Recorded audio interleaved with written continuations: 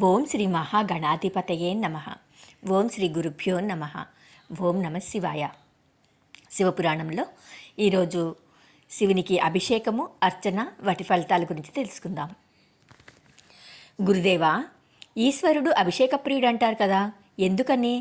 అర్చన చేసేటప్పుడు ప్రత్యేకంగా ఏ పూలతో, ఏ పత్రాలతో చేయాలి? మాకు వివరంగా తెలియచేయండి అన్నాడు నారాయణ భట్టు. చెప్పడం మొదలుపెట్టాడు రత్నాకరుడు. ఈశ్వరుడు అభిషేక ప్రియుడు అనేది నిజం. శివలింగం నెత్తిన ఒక చెంబుడు నీళ్లు పోసి హరహరా అంటూ నమస్కారం చేస్తే చాలు, ఈశ్వరుడు ఆనందిస్తాడు. అభిషేకం చేస్తే అనంతమైన ఫలితం వస్తుంది.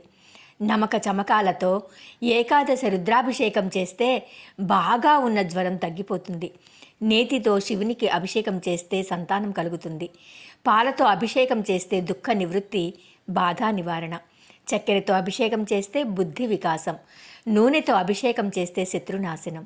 అత్తరుతో అభిషేకం చేస్తే భోగప్రాప్తి. తేనెతో అభిషేకం చేస్తే ఐశ్వర్యం. చెరకు రసంతో అభిషేకం చేస్తే సంతోషం. గంగాజలంతో అభిషేకం చేస్తే మోక్షం కలుగుతుంది. అదేవిధంగా పువ్వులతో అర్చన చేసినప్పుడు కూడా ఫలితం వేరువేరుగా ఉంటుంది. 1,00,000 పద్మములతో కానీ, బిల్వ దళాలతో కానీ అర్చన చేస్తే సమస్త భోగభాగ్యాలు పొందుతారు. 10 కోట్ల పద్మములతో కానీ, బిల్వదళాలతో కానీ, శంకుపూలతో కానీ అర్చన చేస్తే అఖండ భూమండలానికి అధిపతి అవుతాడు. 1,00,000 పద్మములతో లేక, బిల్వదళాలు లేక, శంకుపూలతో పూజిస్తే కారాగార విముక్తి లభిస్తుంది. 50,000 సంఖ్యలో పూజ చేస్తే రోగ విముక్తి. 25,000 పూలతో పూజ చేస్తే కోరిన కన్యను వివాహమాడతారు. 5,000 సంఖ్యలో పూజిస్తే విద్యాప్రాప్తి. 2,500 పూజిస్తే అభీష్ట సిద్ధి. ఈశ్వరుణ్ణి దర్భలతో పూజిస్తే దీర్ఘాయుష్యు. ఉమ్మెత్తలతో పూజిస్తే పుత్ర సంతానం. అగస్త్య పూలతో పూజిస్తే కీర్తి. జిల్లేడు పూలతో పూజిస్తే శౌర్యం కలుగుతుంది, శత్రునాశనం అవుతుంది. కలువ పూలతో పూజిస్తే శౌర్య వృద్ధి, శత్రునాశనం. మంకెన గన్నేరు పూలతో పూజిస్తే శత్రునాశనం. జాజి పూలతో పూజిస్తే వాహన ప్రాప్తి. మల్లెపూలతో పూజిస్తే భోగం.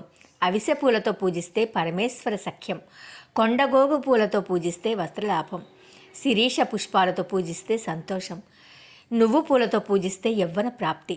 తుమ్మి పూలతో అర్చిస్తే మోక్షము సిద్ధిస్తుంది. ఈ రకంగా పరమేశ్వరుని వివిధ రకాల ద్రవ్యాలతో అభిషేకించినా, వివిధ రకాల పుష్పాలతో పూజించినా కూడా వాటి ఫలితము వేరుగా ఉంటుంది అన్నాడు రత్నాకరుడు. ఓం నమ శివాయ.